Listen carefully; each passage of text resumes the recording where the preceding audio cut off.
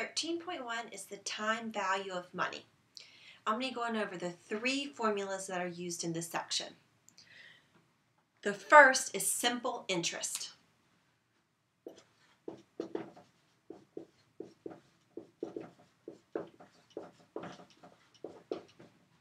We're going to use this anytime our question asks us to calculate the simple interest.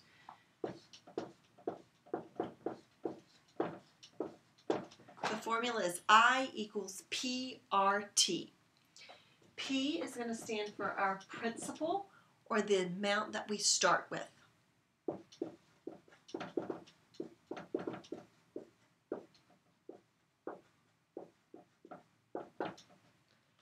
R is going to stand for our interest rate.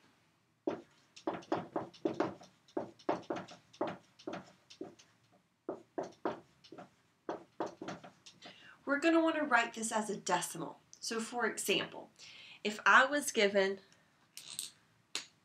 5.5%, I would want to write that as 0.055 when I put it into the problem.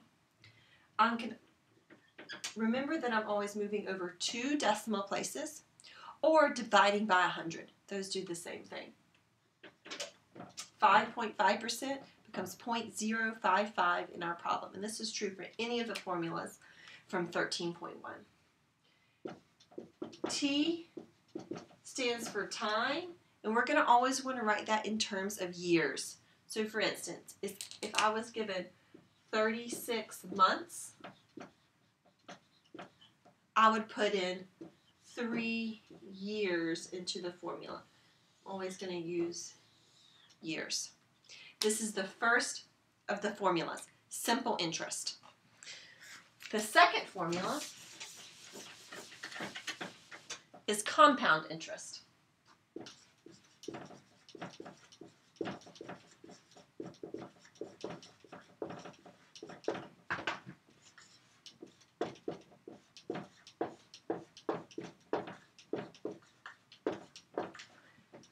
Many of the letters stay the same, our P and our R, but we did add some new letters. A stands for the final amount of money.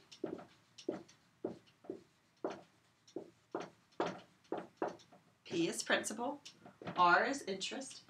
M is the number of times that we're compounded.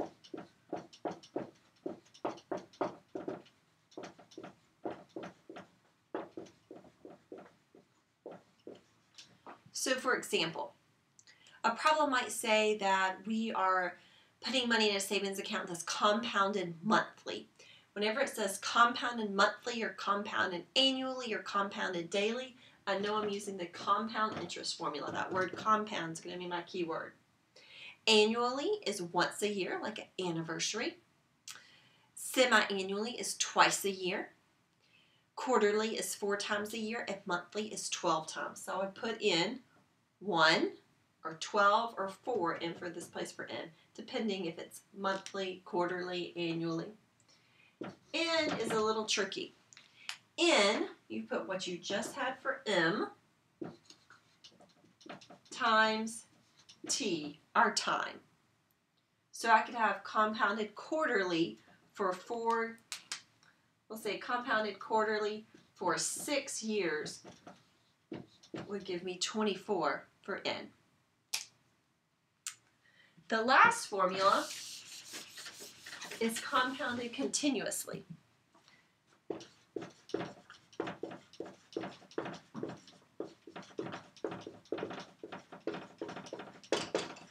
Or if our problem talks about inflation. So compound continuously or the word inflation.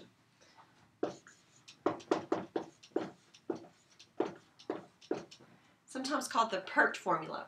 A equals P, principal, E, and then the exponent RT. P is principal, A is the final amount, T is our time in years, R is our interest rate, still written as a decimal. The only new variable is E. E is a number that's on the calculator. It is not a number that you're going to plug in. It's like pi. We know pi is 3.14 and then some other decimals. E is about 2.71. Do not type in 2.71. You want to find this button on your calculator. A lot of times it'll be written as e to the x. It should be near the LOG button or the LN button. So we were going to type in P, get E off our calculator, don't change that to a number, then our R and our T up in the exponent. You want to make sure when you're typing this in though, that these R and T stay up in the exponent. So you're going to type e to the x, and then I'm going to put parentheses around these two variables. Good luck.